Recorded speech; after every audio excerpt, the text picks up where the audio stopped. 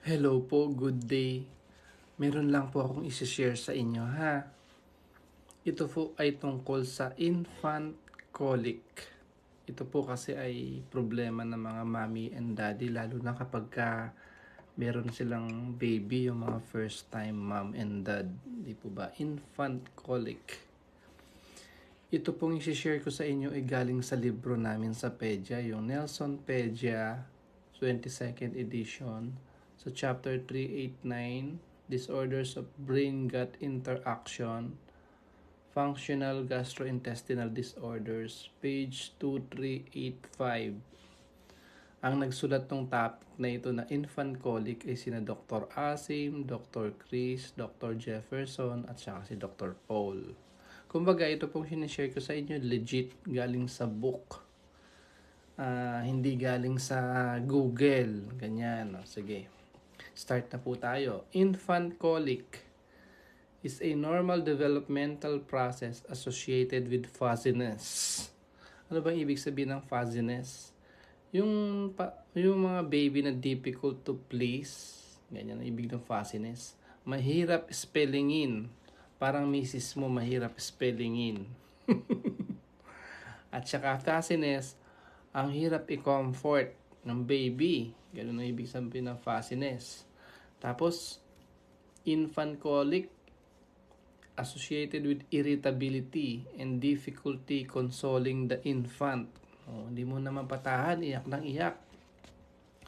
Tapos, yung daw trigger is not identifiable. Di ba yung mga baby iyak ng iyak, lalo na sa gabi.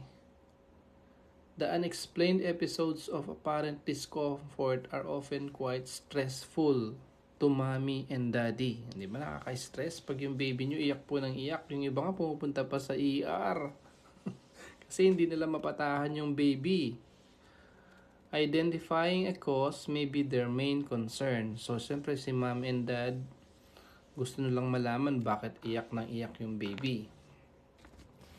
Tapos dito po nakalagay, infant colic typically occurs between 1 month, 2 months old, 3 months old, 4 months old baby. With episodes of crying occurring more often in the afternoon and evening, di ba no? Minsan nga madaling araw sila iyak ng iyak.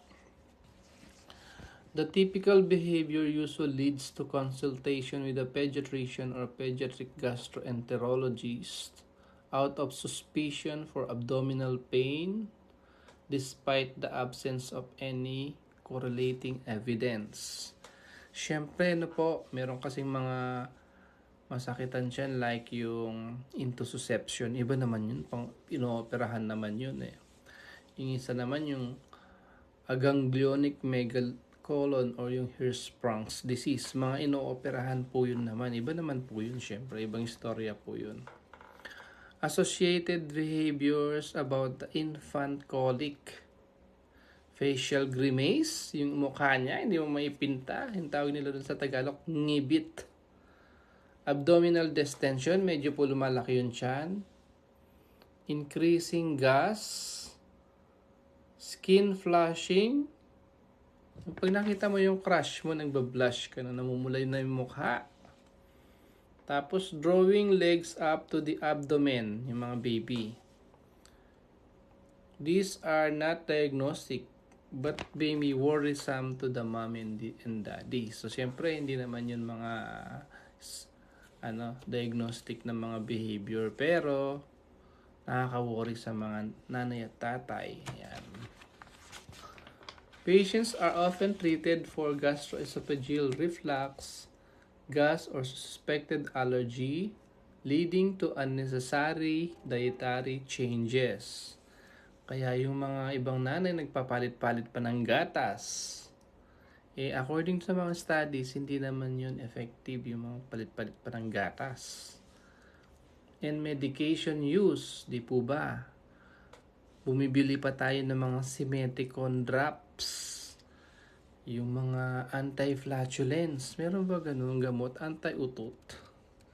Yung hahati-hatiin daw yung gas bubbles. Ganun din, utot pa rin yun. Kailangan mo lang pong ilabas. Tapos meron pa tayo yung mga dicyclovirin, yung mga anti-spasm. So anong pwedeng gawin usually ang problem dito po yung mommy and daddy. Dapat i-reassure mo lang yung mommy and daddy na yung infant colic hindi naman masyadong problema talaga yun. Yung pag-iyak lang ng baby, kumbaga normal process pa rin yun. Ang gagawin daw po, kargahin yung baby, isayaw, dahan-dahan, rock infant maybe suit for comfort. Huwag naman yung yuyugin ng sobra yung baby po, pero ihele-hele nyo lang po daw yung baby. Ensure that mom and dad exhaustion is addressed by a support system. Kaya yung sa family po, pag nakita nyo yung mga mommy and daddy na first time mom and dad, kalingain nyo naman po sila. Tulungan nyo naman po sila kasi first time mom and dad po sila. Ayun.